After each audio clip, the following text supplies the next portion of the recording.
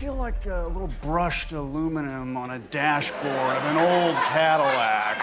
And I went to a store and they had it. So Mentalists, magicians, illusionists.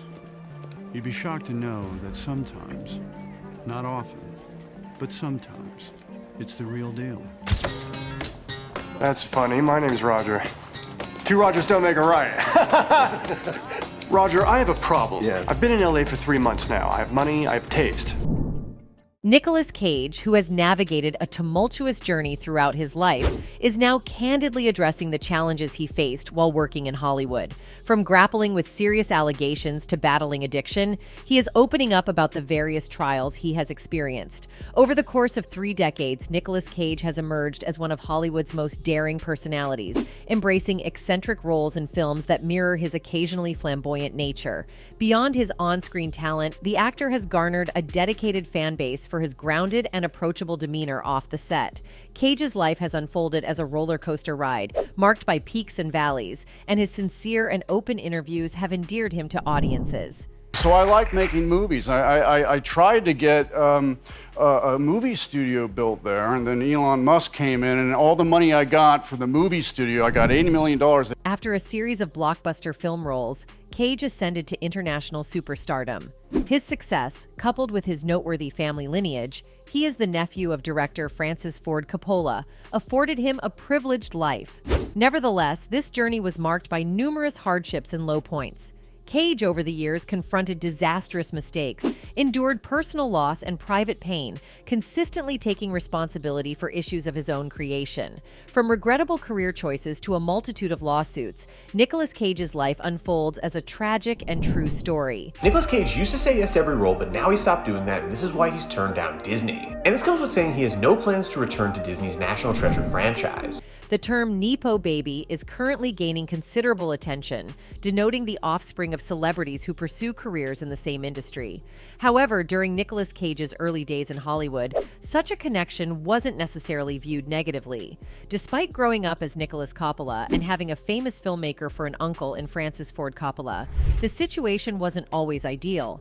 As a teenager, Cage pleaded with his uncle for an opportunity but faced multiple rejections. I did. There were a number of times where I did that. The one time that comes to mind was when I was on the bus and I was getting beaten up. Compelled to carve his own path in the industry, the young actor managed to secure a minor role in Fast Times at Ridgemont High. However, he candidly acknowledged being the butt of jokes because my name was still Coppola, according to New York Magazine. Faced with the challenge of escaping the shadow of his family and the associated expectations, Cage made the decision to change his name. In a bid to establish his identity independently, he adopted the surname Cage, drawing inspiration from Marvel superhero Luke Cage and composer John Cage. Despite early rejections, Nicolas Cage eventually found success with breakout roles in Peggy Sue Got Married and Raising Arizona. So many social engagements, so little time. In the realm of Hollywood, brief marriages, tumultuous courtships, and problematic relationships are commonplace, and Nicolas Cage is no stranger to this trend. In the 90s, Cage was married to Patricia Arquette for over 5 years, but it was later disclosed that their relationship had unraveled after just 9 months. Despite the internal challenges, they maintained the facade of a couple until their divorce was officially concluded years later. Despite the apparent quick breakdown of their relationship, it took Cage 5 years to successfully propose to Arquette. At one juncture, she devised a nearly impossible list of items for him to obtain as a testament of his love. This list included a black orchid and the autograph of J.D. Salinger, both of which he somehow fulfilled, albeit with some unconventional methods, such as spraying a purple orchid with black paint. Sadly, that's a true story. How is that possible? It was terrifying. I know it sounds funny, but it was terrifying. No, it was a home invasion. With a fudge. Surprisingly, the 9-month romance with Arquette wasn't Cage's shortest marriage. In August 2002, he married Elvis Presley's daughter, Lisa Marie, but their union ended in divorce less than 4 months later. Furthermore, his marriage to Erica Koike in 2019 lasted a mere 4 days. As Nicolas Cage's star ascended in the 80s, thanks to films like Moonstruck and Wild at Heart, Hollywood began envisioning him as a genuine leading man. Consequently, there was anticipation that he could become the next big-screen action hero. Despite ultimately achieving that status with blockbusters such as The Rock and Con Air, Cage had to endure a setback in his early attempts that left a mark on both his career and ego. You do understand this is enormously surreal for me. Released in 1990, Firebirds was an evident effort to capitalize on the popularity of high-flying action movies like Top Gun and Iron Eagle. In the film, Cage portrays a helicopter pilot on a mission to dismantle a drug cartel in South America, accompanied by an impressive supporting cast including Sean Young and Tommy Lee Jones. That promise didn't translate to box office bucks, though, and Cage realized during production that he was completely wrong for the role of charismatic action hero. "I couldn't fit that bill," he said years later via Entertainment Weekly.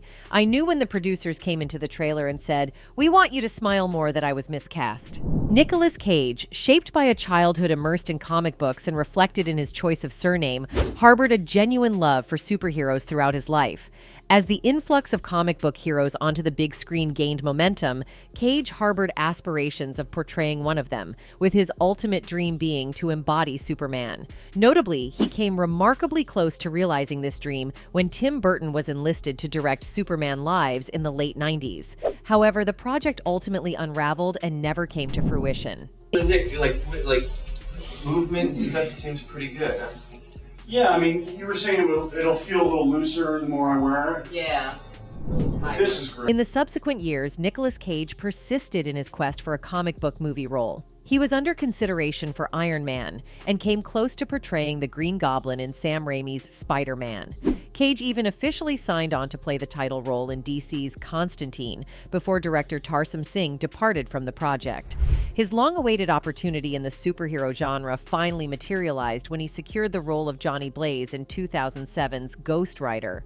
Unfortunately, the film faced harsh criticism from reviewers, although it garnered enough success to spawn a sequel. Not yet, no, that hasn't happened. But what's interesting is nobody asked me about going back to Ghost Rider. Cage continued his foray into the realm of comic book adaptations, portraying Big Daddy in Kick-Ass 2010, and lending his voice to Spider-Man Noir in 2018's Spider-Man Into the Spider-Verse.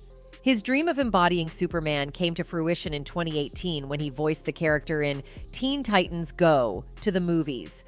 This journey came full circle with a cameo appearance in The Flash in 2023, reprising the Superman Lives incarnation of the character.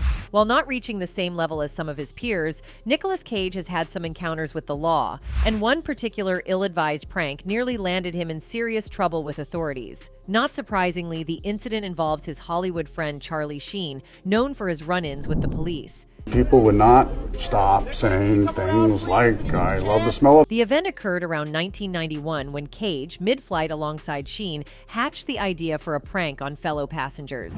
Taking control of the intercom, Cage, pretending to be the pilot, announced to the entire flight that he wasn't feeling well. However, the consequences went beyond merely upsetting passengers, as Cage's companion Sheen happened to be carrying a stash of drugs, nearly resulting in their joint arrest.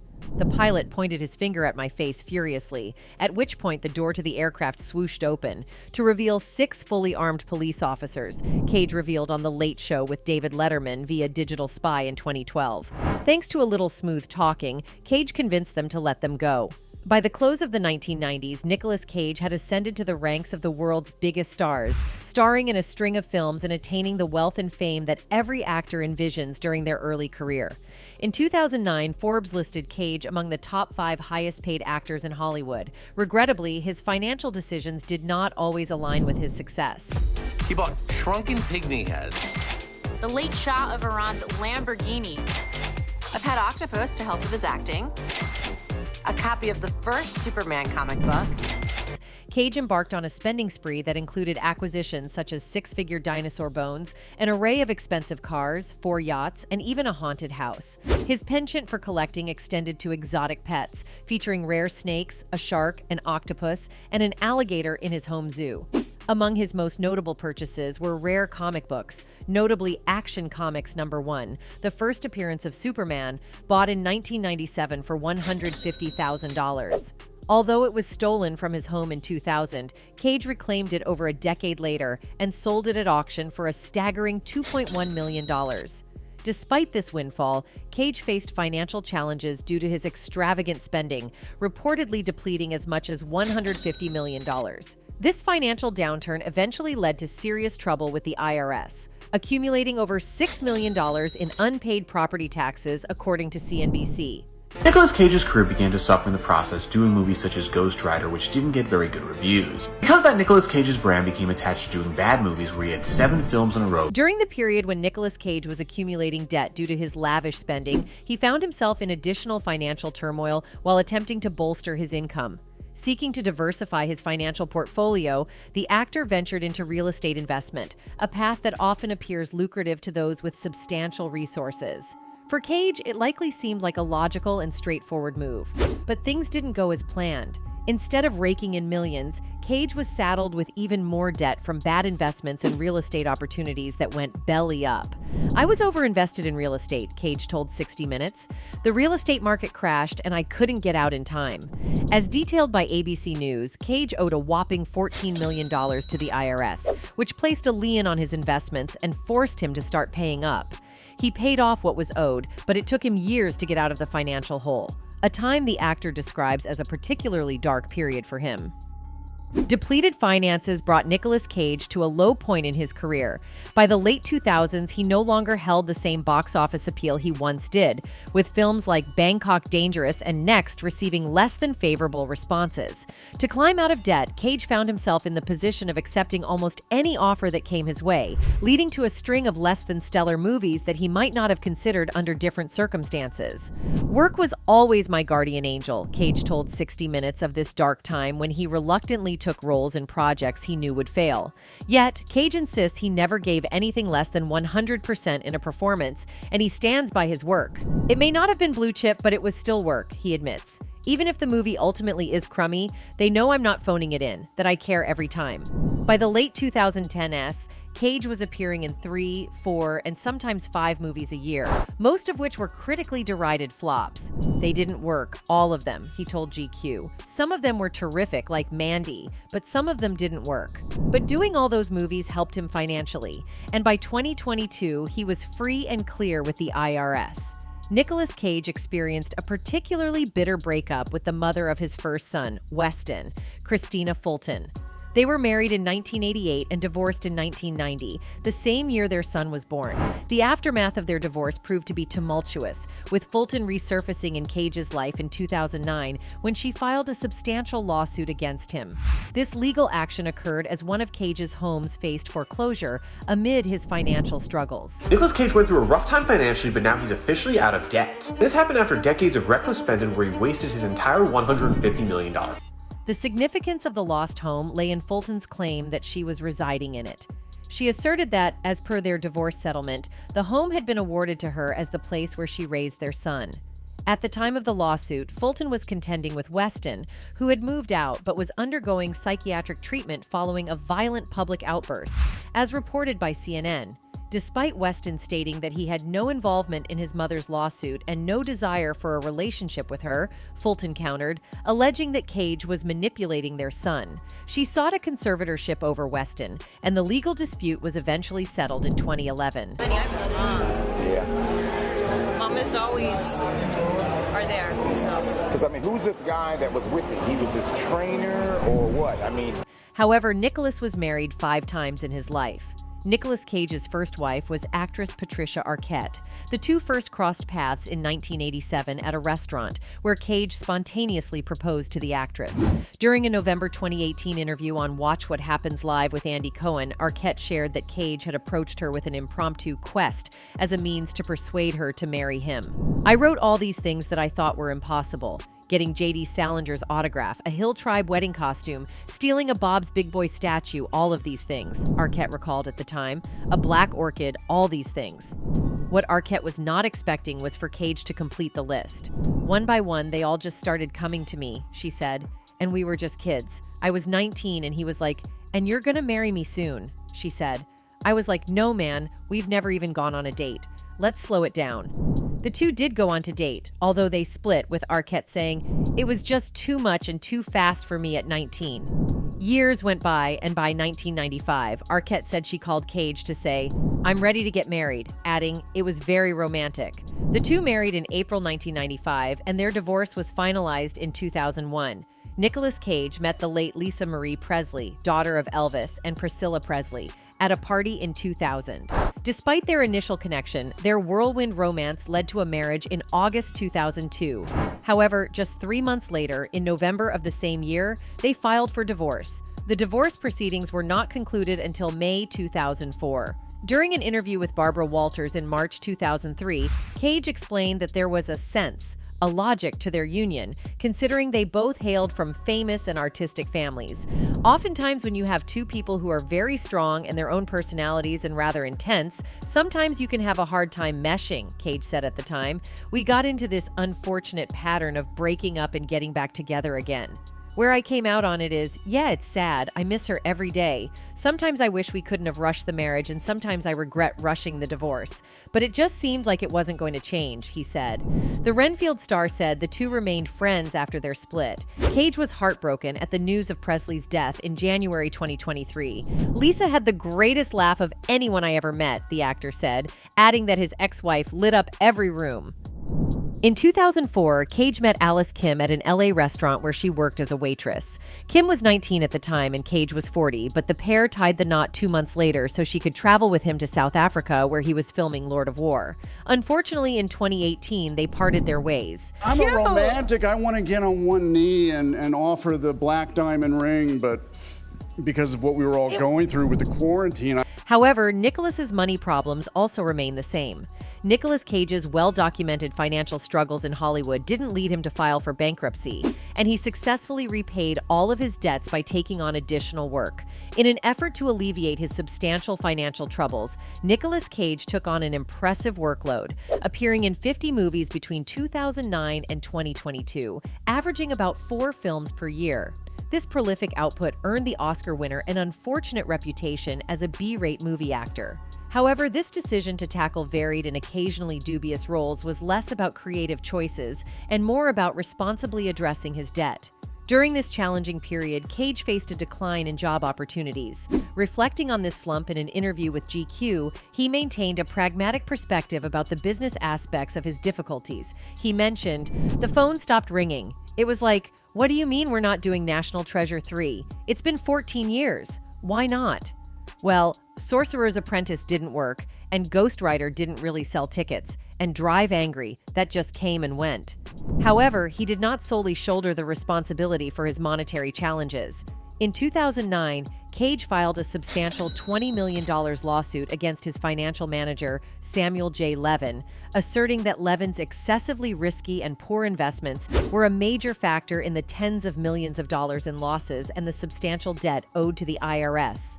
The lawsuit claimed that Levin had placed Cage in numerous speculative and risky real estate ventures, leading to significant financial setbacks. You were doing that for effect. I was trying to get on the map.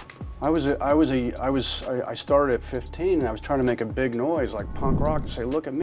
Levin countered with a lawsuit of his own, contending that Cage's own compulsive, self-destructive spending was the primary cause of the financial issues. Ultimately, in 2012, the lawsuit was settled without proceeding to trial.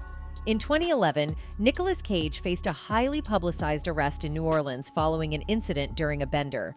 The actor was reportedly publicly intoxicated during a confrontation with the police outside a local residence where he was engaged in a drunken argument with his wife, Alice Kim. Police reports indicated that Cage grabbed Kim by the arm, pulling her towards the residence in a dispute over whether it was the property they had rented. In my own life, I have a legitimate level of concern because if you love your kids, you're going to worry, but I hope I'm not like Grug. During the incident, Cage was reported to have struck various motor vehicles at the scene before attempting to flee in a nearby taxi. When police intervened, ordering him out of the cab, the situation escalated. Instead of complying, Cage began taunting the authorities, daring them to arrest him.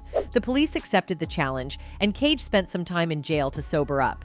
He faced multiple charges, including disturbing the peace and public intoxication.